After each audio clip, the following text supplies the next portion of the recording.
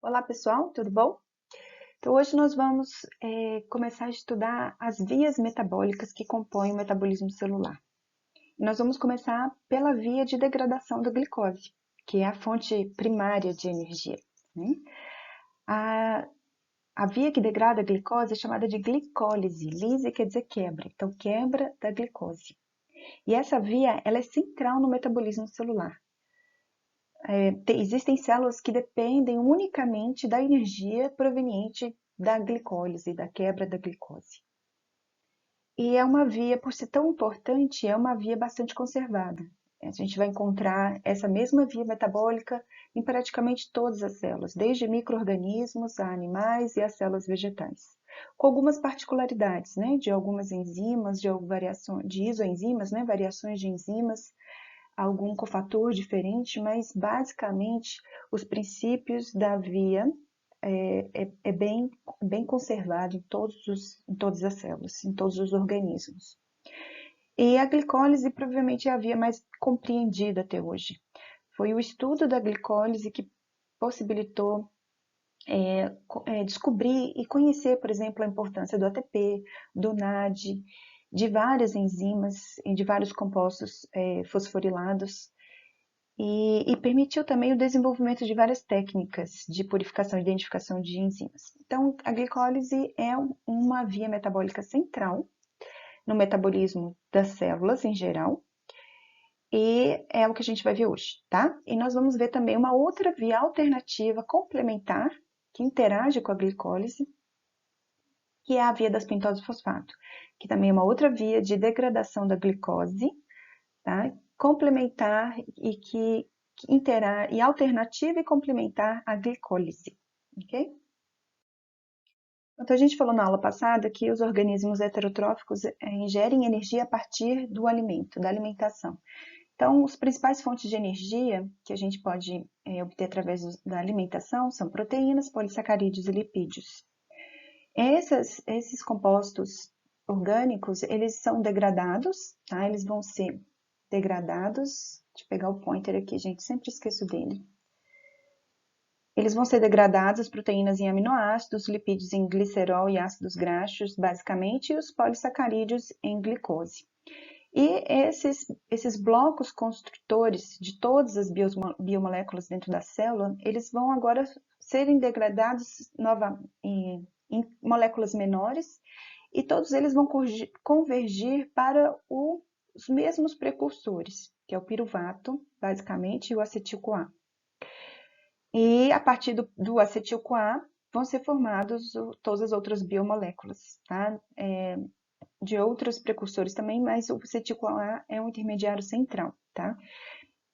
E a via que a gente vai ver hoje é essa daqui, ó, de degradação da glicose. A glicose, ela tem um papel central no metabolismo, porque ela carrega muita energia dentro das suas ligações.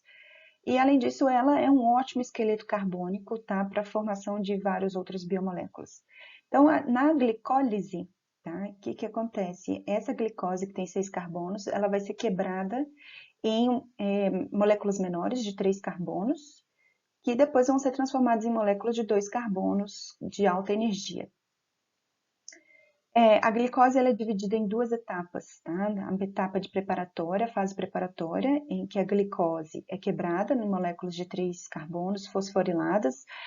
Nesse processo gasta energia e essa energia é armazenada em moléculas de muita energia, que carregam muita energia, como o gliceraldeído trisfosfato.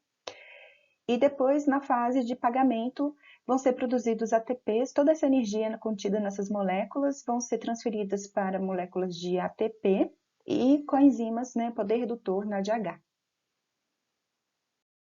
Então, ao final da glicólise, nós vamos ter moléculas de ATP, poder redutor na forma de NADH e o acetil-CoA, que é uma molécula de 2 carbonos altamente energética, que carrega bastante energia em suas ligações. Nas próximas aulas, nós vamos ver que esse acetil-CoA ele vai ser direcionado para uma via cíclica chamada via ciclo do ácido cítrico ou ciclo de Krebs. Nesse ciclo, esse acetil-CoA vai ser completamente oxidado a CO2, gerando mais ATP e mais NADH. Toda a energia contida no acetil-CoA vai ser armazenada nos ATPs e o poder redutor nas coenzimas NADH.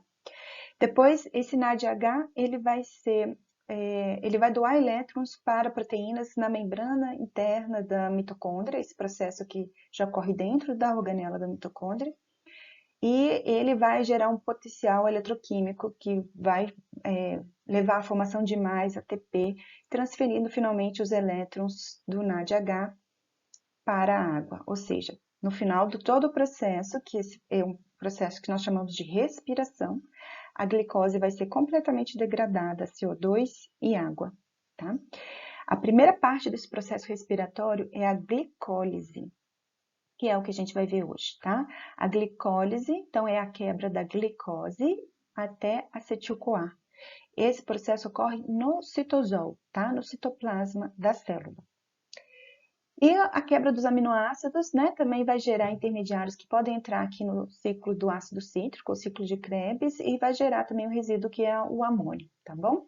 Isso a gente vai ver nas aulas mais para frente. Hoje nós vamos ver a primeira parte da respiração, que é a glicólise, a quebra da molécula de glicose, a acetil-CoA, que ocorre no citosol da célula. Então vamos lá, a gente falou que a glicose ela é um ponto central no metabolismo de todas as células. É uma molécula que contém muita energia nas suas ligações e fornece esqueleto carbônico para a síntese de quase todas as biomoléculas dentro da célula. A glicose, ao ser degradada, ela pode seguir três destinos finais. Ela pode servir para quatro destinos em todas as células, tá? Então, primeiro, essa glicose, por exemplo, ela pode ser degradada e fornecer esqueleto carbônico, né, intermediários metabólicos, para a síntese de polímeros estruturais. Polímeros, polissacarídeos que vão compor a matriz extracelular, por exemplo, ou polissacarídeos de parede, como a celulose nas células vegetais, ou polímeros de parede nas células, nos procariotos, tá? Da parede celular de procariotos. Ou essa glicose, ela pode ser armazenada na forma de polímeros complexos, como o glicogênio, o amido, ou de disacarídeos, como a sacarose. Então, aí a glicose, a energia armazenada nessa molécula dessa exose, a glicose é uma exose, certo? Então, essas glicoses, podem ser armazenadas, grande quantidade armazenada dentro das células, para serem usadas posteriormente, como uma reserva de energia. E as células não armazenam glicose, elas armazenam a glicose na forma de polímeros, como o glicogênio e o amido principalmente, porque assim a célula consegue armazenar uma grande quantidade de exoses, uma grande quantidade de energia, sem alterar a osmolaridade da célula, certo? Sem atrapalhar o metabolismo da célula. Lembrando que a osmolaridade da célula isso é importante para o funcionamento de várias enzimas. Então, o amido e o glicogênio eles não alteram a osmolaridade da célula. Tá? A sacarose também é um disacarídeo não redutor, né? Então, ele não interfere no funcionamento, no poder redox, no estado redox das células. Okay? Então, ela pode ser direcionada então, para o armazenamento. Ou a glicose, ela pode ser oxidada, né, degradada, para gerar intermediários para outras vias metabólicas. Então, essa glicose, por exemplo, ela pode ser degradada a piruvato, que é uma molécula menor, tá? Contém 3 carbonos, entrando na via glicolítica. Então, na via glicolítica, a glicose vai ser degradada a moléculas menores, que é o piruvato, que posteriormente vira o acetil-CoA, que é uma molécula, o piruvato é uma molécula de 3 carbonos. Ou ela pode ser degradada, oxidada, pela via das pentoses fosfato, gerando intermediários, por exemplo, para a síntese de nucleotídeos, que vão gerar depois DNA e RNA, ou para a geração de poder redutor, NADH e NADPH, que vão ser utilizados em outras reações dentro da célula. Na fase preparatória, ocorre a fosforilação da glicose e a sua quebra, sua conversão em 2 moléculas de 3 carbonos, que é o gliceraldeído 3-fosfato. Então, a glicose ela é fosforilada no carbono 6, formando glicose 6-fosfato com gasto de ATP. Essa glicose 6-fosfato sofre uma isomerização, ou seja, uma reorganização da molécula, formando uma outra exose com fósforo no carbono 6, que é a frutose 6-fosfato. Essa frutose 6-fosfato ela é fosforilada novamente no carbono 1, com gasto de ATP, formando a frutose 1,6-bifosfato. E assim, essa molécula agora é quebrada em duas, quebrada ao meio, formando duas moléculas de 3 carbonos, cada uma também contendo um fósforo, que é o gliceraldeído 3-fosfato e a dihidroxicetona fosfato. Essas duas moléculas de 3 carbonos são interconversíveis, tá? E o gliceraldeído 3-fosfato é que continua na via glicolítica. Vamos ver agora com mais detalhes cada uma dessas 5 etapas.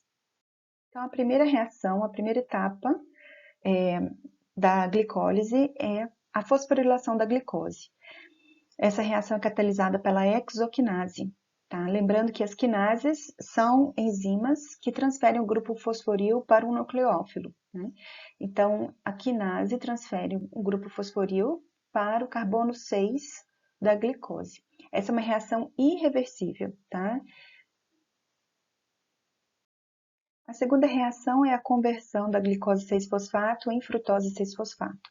Essa reação é catalisada pela fosfoexose isomerase, ou simplesmente isomerase, tá, gente? A gente costuma falar só isomerase. Então, o que ela promove? Uma reorganização da molécula. A molécula continua com 6 carbonos, continua com o mesmo poder redox, com o grupo fosforil no carbono 6. É só uma reorganização da molécula, uma isomerização. Tá? Essa reação ela pode ocorrer nos dois sentidos, tá? Visto o valor da variação da energia livre padrão ser bem pequena. A terceira reação é a fosforilação no carbono 1 da frutose 6-fosfato, formando frutose 1,6-bifosfato. Essa reação é catalisada pela fosfofrutoquinase, também conhecida como PFK, tá? É a abreviação dela, PFK, que vem do inglês, tá? A fosfofrutoquinase catalisa essa reação de forma irreversível.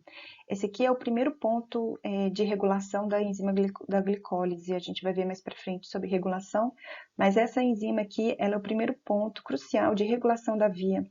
A frutose 6-fosfato ela pode ser direcionada para outras vias metabólicas, mas a partir do momento que ela é convertida em frutose 1,6-bifosfato, esse precursor aqui, esse intermediário aqui, vai ser direcionado para a via da glicólise.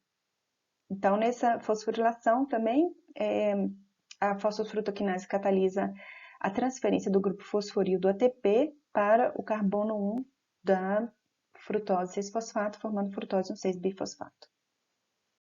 A quarta reação é catalisada pela frutose 1,6-bifosfato aldolase, ou chamada simplesmente de aldolase. Ela catalisa a clivagem dessa frutose aqui em duas moléculas de 3 carbonos, em duas aldoses de 3 carbonos, que é o dihidroxicetona fosfato e o gliceraldeído 3-fosfato. A aldolase ela catalisa essa reação nas duas direções também. A gente vai ver posteriormente que ela também atua na gliconeogênese, que é a via oposta à glicólise, a via de síntese de glicose a partir de precursores menores. O gliceraldeído 3-fosfato formado, ele agora vai seguir para as próximas etapas da glicólise. E a dihidroxicetona, ela é rapidamente convertida em gliceraldeído 3-fosfato, tá? Então, essas duas formas, duas aldoses, elas são interconversíveis, tá? E o gliceraldeído 3-fosfato é que segue na via da glicólise. Então, aqui completa a primeira fase da glicólise, a fase preparatória, em que a glicose ela é fosforilada, depois ela é quebrada em duas moléculas de 3 carbonos, tá? No final geram 2 gliceraldeído 3-fosfato.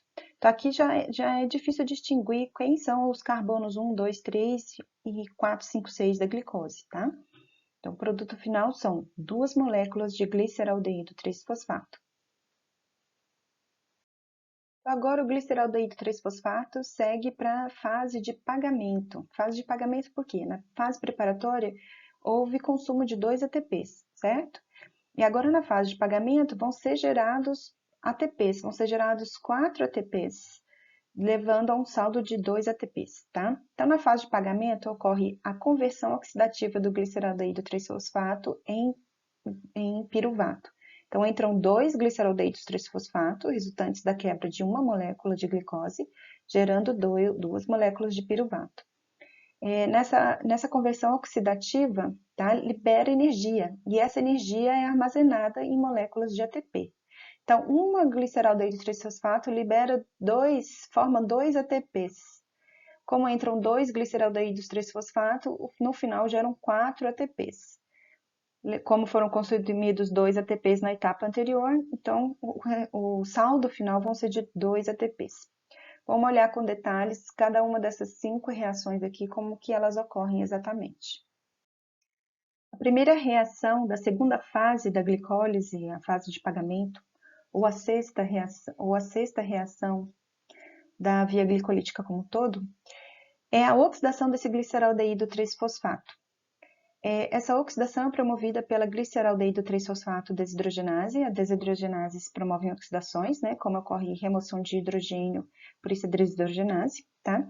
E esse grupo aldeído aqui, ele não é oxidado a um grupo carboxil, ele é oxidado a um grupo anidrido, porque aqui é ligado um grupo, um fosfato inorgânico entra, né, e esse grupo fosforil é transferido para cá.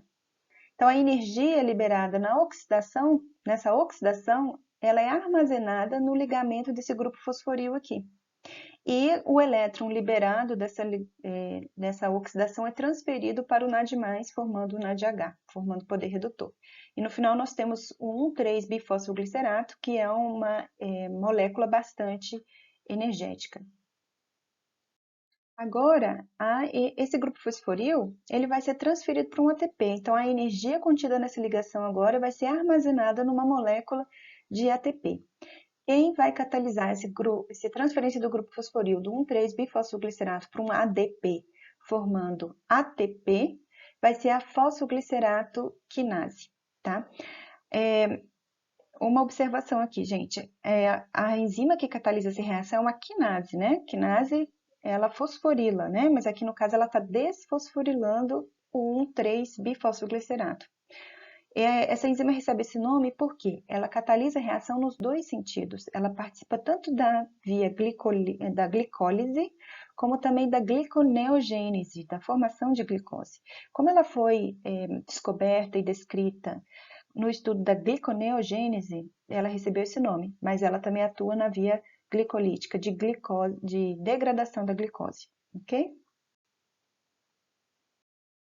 Agora, esse grupo fosforil, do 3-fosfoglicerato resultante da reação anterior, ele vai ser transferido do carbono 3 para o carbono 2, formando 2-fosfoglicerato. Quem catalisa essa mudança de posição do grupo fosforil é a fosfoglicerato mutase, tá? Com magnésio como cofator. Na reação seguinte, a enolase promove a remoção de uma molécula de água do 2-fosfoglicerato, formando fosfoenolpiruvato, conhecido também como PEP, né? Que acontece aqui? Essa enzima promovendo essa desidratação da molécula, transforma uma molécula com baixo poder de doação desse grupo fosforil para uma molécula com alto poder de doação de fosforil, tá? Do grupo fosforil. Então, promove a formação de uma molécula com bastante potencial de doar energia ao transferir esse grupo fosforil. E a última reação da glicólise é a transferência do grupo fosforil do PEP, do fosfoenolpiruvato, para um ADP, formando ATP e piruvato. Então, o fosfoenolpiruvato transfere esse grupo fosforil para o ADP e essa transferência é catalisada pela piruvato quinase, que tem como cofator magnésio e potássio. E aí nós temos mais uma formação de ATP e o produto final da glicólise, que é o piruvato. Olhando a via da glicólise como geral, né? Ocorrem 3 reações principais. A quebra da glicose em 2 moléculas de 3 carbonos, que é o piruvato, a transferência de energia para moléculas de ATP e a transferência de elétrons formando poder redutor, que é o NADH. Né? Então, o que acontece? A glicólise, primeiro, ela é fosforilada no carbono 6, ativando essa molécula para as próximas reações. Depois, a isomerização da glicose 6-fosfato transfere o grupo carboxil do grupo 1 do carbono 1 para o carbono 2, possibilitando que o carbono 1 seja agora fosforilado, formando a frutose 1,6-bifosfato. Essa molécula agora pode ser clivada ao meio, formando 2 moléculas de 3 carbonos, cada uma contendo um fósforo na sua extremidade. que é a dihidroxicetona e gliceraldeído, e o gliceraldeído que continua na via. Na etapa seguinte, agora da fase de pagamento, né? Esse gliceraldeído 3-fosfato sofre uma fosforilação oxidativa, o elétron é doado para o NADH, e formando uma molécula com maior poder de transferência do grupo fosforil. Esse grupo agora é transferido para o ATP, formando 3-fosfoglicerato. Esse grupo fosforil, ele muda de posição, e depois essa molécula sofre uma desidratação, formando uma molécula de alto poder de doação desse grupo fosforil, que é o PEP, que finalmente transfere para o ATP, formando o piruvato. Bom, uma coisa que a gente precisa destacar aqui é a importância dos intermediários fosforilados. Vocês viram que a glicólise, ela se inicia com a fosforilação da glicose. Assim, a célula garante que a glicose permaneça ali dentro, porque compostos fosforilados não atravessam a membrana, e permite que a célula consiga acumular bastante glicose dentro dela, mesmo contra um gradiente de concentração, e que essa glicose permaneça na via, né, glicolítica. O grupo fosforil, ele também armazena energia, uma vez que quando o grupo fosforil se liga à molécula, ela consegue, ali pode ser armazenada energia livre, como acontece na formação do 1,3-bifosfoglicerato. E, além disso, o acoplamento do grupo fosforil ao sítio ativo da enzima reduz a energia de ativação. Então, a molécula estando fosforilada facilita para que a reação ocorra, porque assim facilita a ligação desse substrato na enzima, reduzindo a energia de ativação para que a reação ocorra. A glicólise, pessoal, é uma via metabólica irreversível, porque ela é constituída por várias reações que levam a um decréscimo da energia livre padrão total. A energia contida na molécula de glicose, parte dela é armazenada em moléculas de ATP, poder redutor NADH, mas a maior parte da energia ainda fica no produto final, que é o piruvato. Se a gente fosse colocar a glicólise numa equação geral, seria essa daqui, né? Glicose mais NAD+, e ADP, fósforo inorgânico, leva à formação de 2 piruvatos, 2 NADHs e 2 ATPs em 2 moléculas de água. A gente pode decompor essa reação aqui em duas, glicose mais NAD+, formando piruvato e NADH, e do ATP, né? 2 ADPs mais fósforo inorgânico, formando ATP e água. Cada uma dessas reações tem a sua variação de energia livre padrão. Então, vejam só, aqui é uma energia de menos 146 e aqui uma energia positiva de 61 kJ. Se a gente for para calcular a variação de energia padrão total dessa reação da via da glicolítica, nós podemos somar as duas variações de energia padrão dessas duas reações aqui, dessas duas equações, e aí nós temos que ΔG1 mais ΔG2 nós temos a variação de energia livre global da glicólise como um todo. Então, pessoal, como a gente falou, apenas uma pequena parte da energia contida na glicose é liberada para a formação de ATP e poder redutor. A maior parte dessa energia ainda fica contida nos produtos, que são as duas moléculas de piruvato. Esse piruvato, agora, ele pode ser completamente oxidado a CO2 e água pelo ciclo do ácido cítrico e pela fosforilação oxidativa que ocorre dentro da mitocôndria, quando existe a presença de oxigênio, porque a energia contida nessas moléculas de piruvato vão ser todas armazenadas em moléculas de ATP e os elétrons provenientes da oxidação vão ser direcionados para a molécula de oxigênio.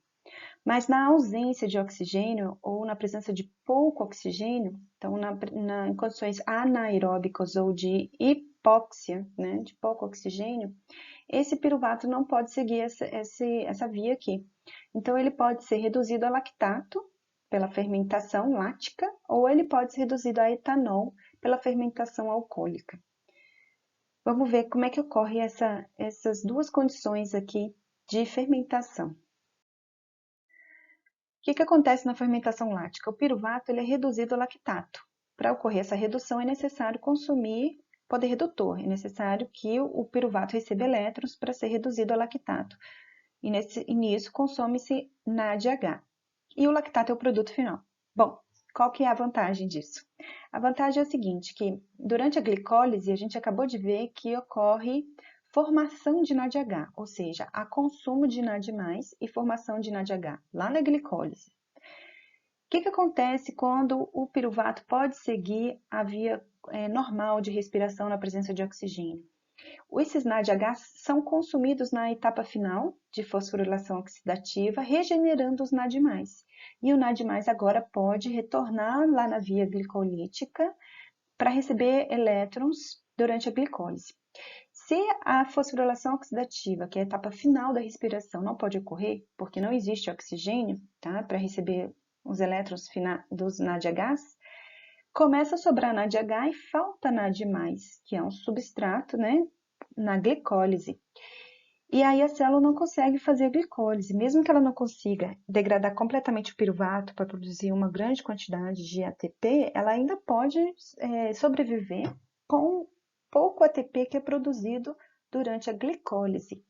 Mas se a glicólise é impedida de acontecer por falta de NAD+, aí a célula não consegue aproveitar nada da energia contida na glicose e vai faltar energia para o metabolismo e esqueleto carbônico também para o metabolismo.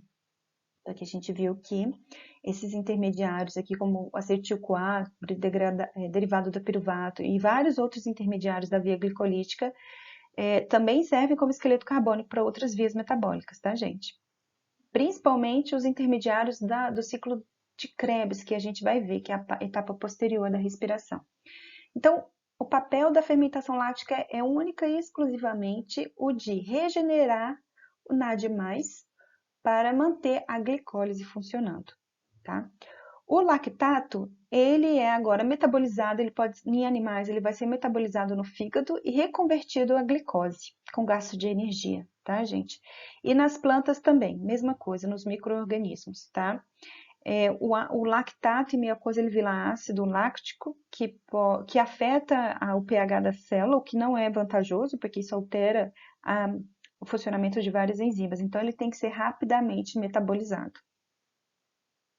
Então, na fermentação, tanto láctica como na etanólica, não existe variação líquida de NAD+, tá? O NADH produzido na glicólise, ele é regenerado em NAD+, pela fermentação. E o ATP gerado é somente aquele que foi sintetizado durante a glicólise, que para cada molécula de glicose são 2 ATPs sintetizados, tá? O ácido lático formado, o lactato, que vira ácido lático e mucoso, ele tem que ser rapidamente metabolizado. Isso acontece em alguns tecidos, por exemplo, nos músculos, né? Os músculos demandam energia muito rápido e a quantidade de glicose que está ali disponível não sempre dá conta, né? Um homem, por exemplo, quando ele faz uma corrida, nos primeiros minutos, ele no músculo tem glicose disponível, do glicogênio, mas depois o músculo começa a fazer fermentação, porque não tem glicose disponível. Então, quando a gente faz um exercício muito intenso, né, a gente depois produz muito ácido lático e essa acidificação é o que faz com que a recuperação do músculo depois seja mais lenta. E esse ácido lático tem que ser metabolizado no fígado. O que acontece, por exemplo, com aves migratórias que passam horas, o dia inteiro voando, né? Atividade muscular intensa. Elas conseguem metabolizar esse ácido lático muito rapidamente, o que já não acontece com a gente, né? A gente demora um pouco mais, algumas horas para metabolizar o ácido lático produzido nos músculos. Já outros animais, outros vertebrados, como um exemplo aqui, um jacaré. O jacaré, ele passa a maior parte do tempo dele quietinho, né? Quando ele vê uma presa, ele dá um bote, né? Ele dá um salto e abocanha a presa. E só nesse movimento é suficiente para que os músculos dele comecem a fazer fermentação láctica. E esse ácido lático depois tem que ser metabolizado também. Só que esses vertebrados maiores, jacarés, elefantes, por exemplo, eles têm uma metabolização do ácido lático muito mais lenta. Então, um bote, né, para apanhar uma presa é o suficiente para que eles passem o dia inteiro, às vezes 2 dias, descansando, metabolizando aquele ácido lático. Tá? Micro-organismos, leveduras e até mesmo as plantas, elas fazem fermentação alcoólica. As plantas fazem os 2 tipos de fermentação, mas ela prioriza a fermentação alcoólica.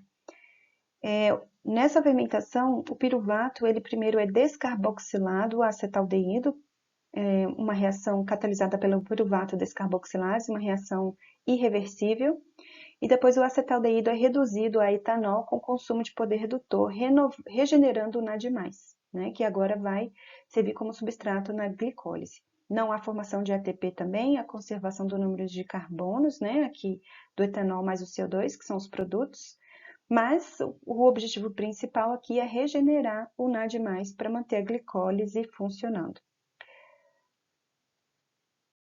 A fermentação, pessoal, é um processo bastante conhecido, né, há milhares de anos e já é utilizado pelo homem para a produção de alimentos e conservação de alimentos.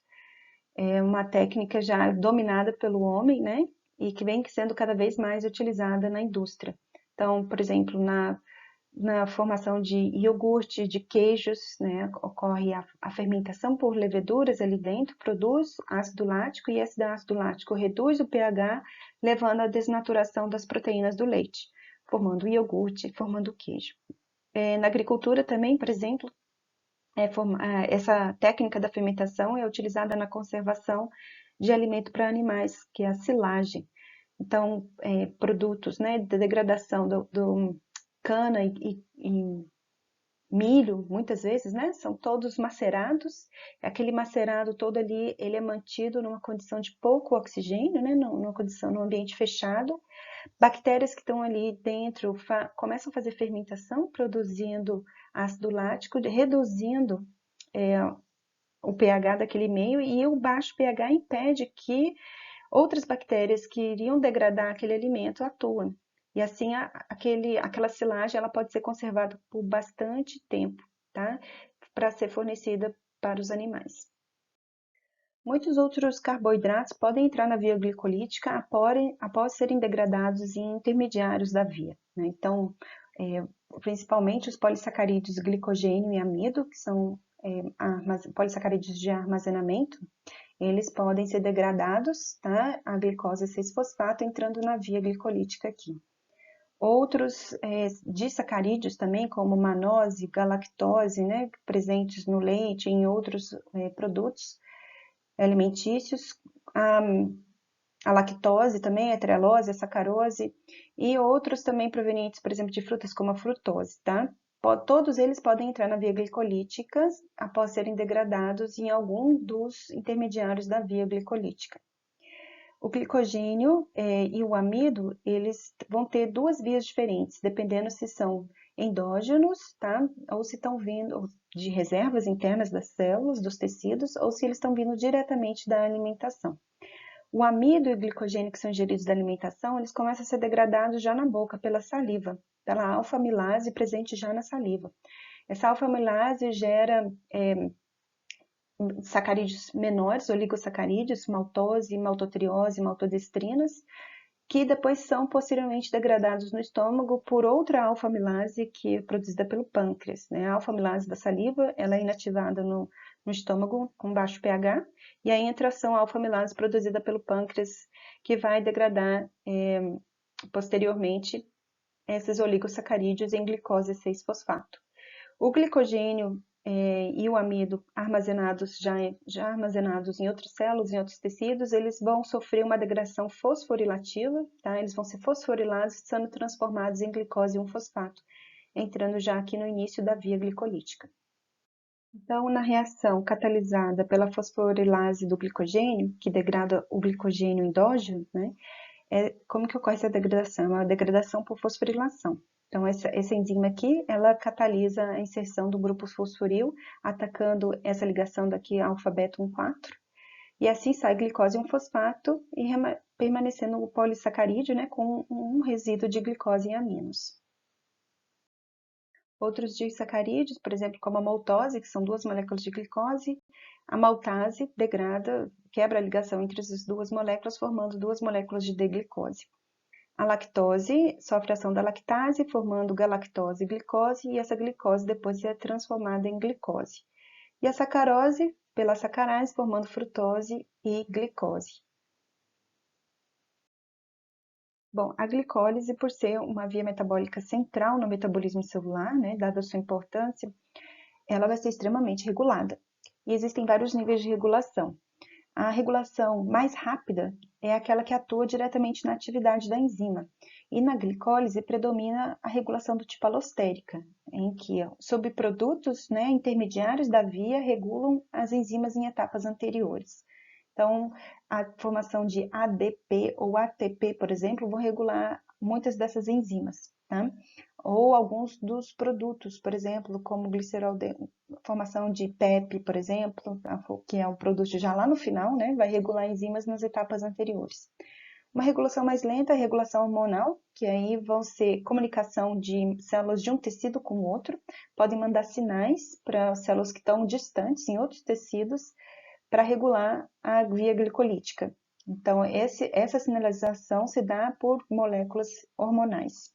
E uma regulação numa velocidade ainda menor, que é a que envolve a síntese de novas enzimas, né? Esse tipo de regulação é mais lenta porque envolve sinais para o núcleo, onde vão ter que ser transcritos e traduzidos novas enzimas, tá? Então, essa é a regulação no sentido de a longo prazo, porque ela demora mais, mas no sentido mais permanente, porque leva à formação, por exemplo, de maior quantidade de enzimas.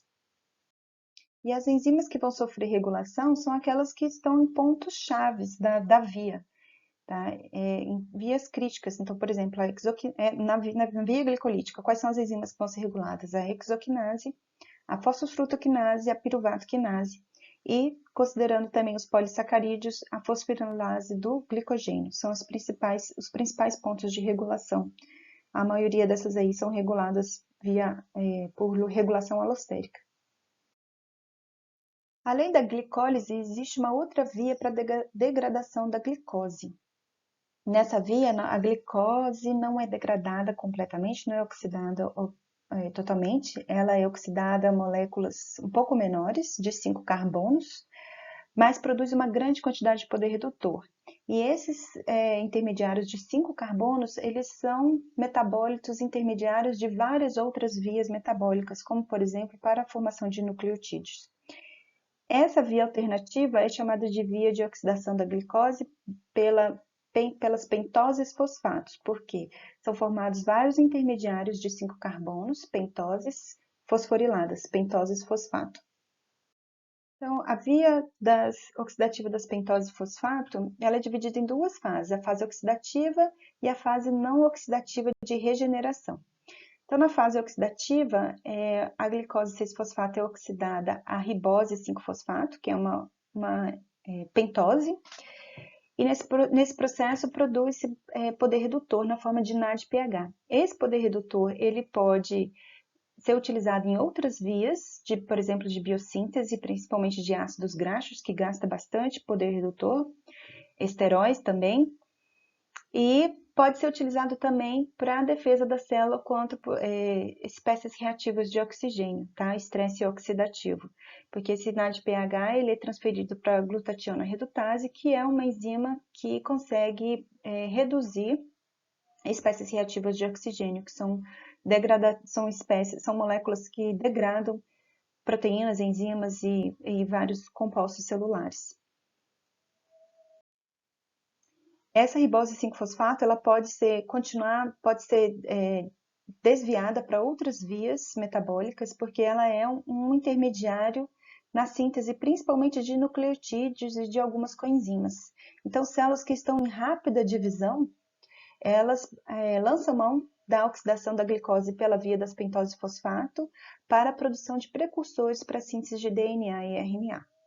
Se esse não for o caso, não for a demanda da célula, o precursor da ribose 5-fosfato, que é a ribulose 5-fosfato, ela entra na fase não oxidativa, passando por uma série de reações em que ela vai ser regenerada a glicose 6-fosfato.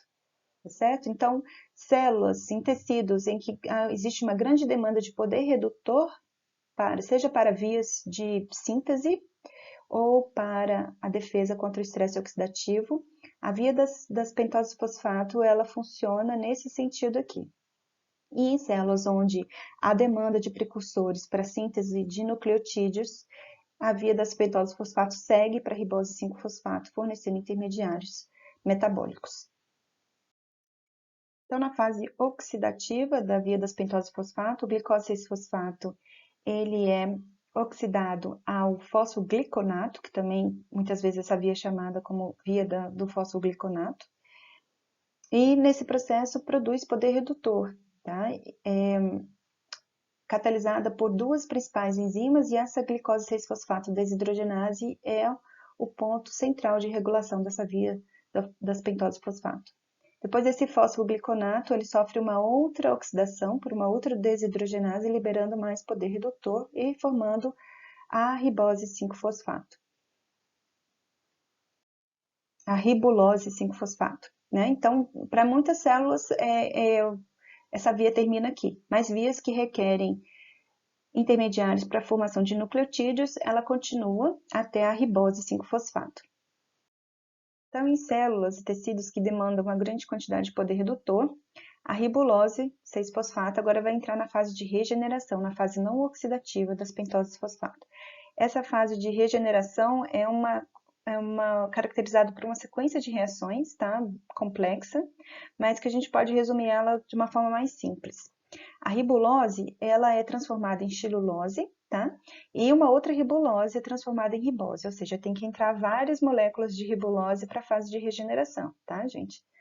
Então, uma xilulose entra junto com uma ribose. E essas duas moléculas agora vão gerar uma molécula de 7 e uma de 3, a cedoptulose 7-fosfato e gliceraldeído 3-fosfato. Essas duas moléculas agora se combinam para formar uma de 6 e uma de 4, a frutose 6-fosfato e a eritrose 4-fosfato. Essa eritrose aqui também é um intermediário de vários metabólitos, viu? Principalmente em plantas, metabólitos secundários. Essa frutose agora ela pode ser isomerada a glicose 6-fosfato. Ok, já temos uma glicose regenerada. Essa eritrose agora ela vai se combinar com outra xilulose para formar uma frutose 6-fosfato, que pode ser isomerada a glicose 6-fosfato, e uma outra molécula de 3 carbonos, que é o gliceraldeído. Esse gliceraldeído agora ele pode ser regenerado, pode combinar com outra triose, né? Virando uma frutose e, por fim, regenerando outra glicose 6-fosfato. Então, resumindo, na fase de regeneração tem que haver entrada de várias ribuloses, tá? Que vão gerar vários intermediários para recuperar essa glicose 6-fosfato. A glicólise e a via das pentose fosfato, então elas são complementares, elas estão em conexão. E o ponto de conexão entre elas é a glicose 6-fosfato.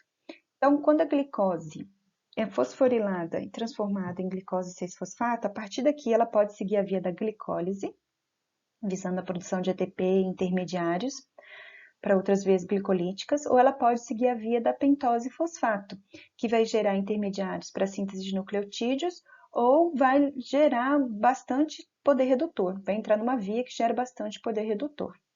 Então, na via das pentose fosfato, esse primeiro passo aqui é o passo regulatório principal, que vai dizer se essa glicose 6-fosfato deve vir para cá mesmo ou se ela vai para a glicólise, tá? Então, a entrada da glicose na via das pentose fosfato depende principalmente da demanda de NADP+, né? Da demanda de poder redutor, de NADH e na disponibilidade de NADP+, no citosol. O NADP+, então, ele vai ser um estimulador alostérico dessa enzima aqui, tá? E o NADPH vai ser um inibidor. Se tem muito poder redutor, então sinaliza para essa enzima aqui falando diminui a atividade, porque já tem poder redutor suficiente, vamos deslocar essa glicose 6-fosfato para a glicólise para a síntese de ATP e outros intermediários. Se tem muito consumo de poder redutor, começa a sobrar NADP+. E o NADP+, é um estimulador dessa enzima aqui, da primeira etapa da via das pentose fosfato, que sinaliza aumento da atividade, porque nós necessitamos de poder redutor. Então, para finalizar, resumindo o que nós vimos na aula de hoje. Nós começamos com uma visão geral do catabolismo, depois vimos as vias de utilização da glicose, os destinos que a glicose pode seguir, e entramos em detalhes na via glicolítica, detalhando as reações da fase preparatória e da fase de pagamento. Destacamos a importância dos intermediários fosforilados e, em seguida, vimos quais são os destinos catabólicos do piruvato, que é o produto final da glicólise. Então, o piruvato pode seguir tanto na via glicolítica, como também pode ser metabolizado, reduzido, né, a lactato e a etanol pelas vias de fermentação lática e etanólica. Destacamos também os afluentes da glicose, né, principalmente polímeros, como amido, glicogênio e outros oligosacarídeos. Destacamos a principal forma de regulação da glicose. E, por fim, vimos a outra via de degradação da glicose, que é a via das pentoses fosfato, né, destinada principalmente à produção de intermediários para síntese de nucleotídeos e de poder indutor. E vimos um pouquinho mais detalhadamente, né, as duas etapas dela, que compõem as reações oxidativas e as reações não oxidativas. É isso, pessoal. Tchau, tchau.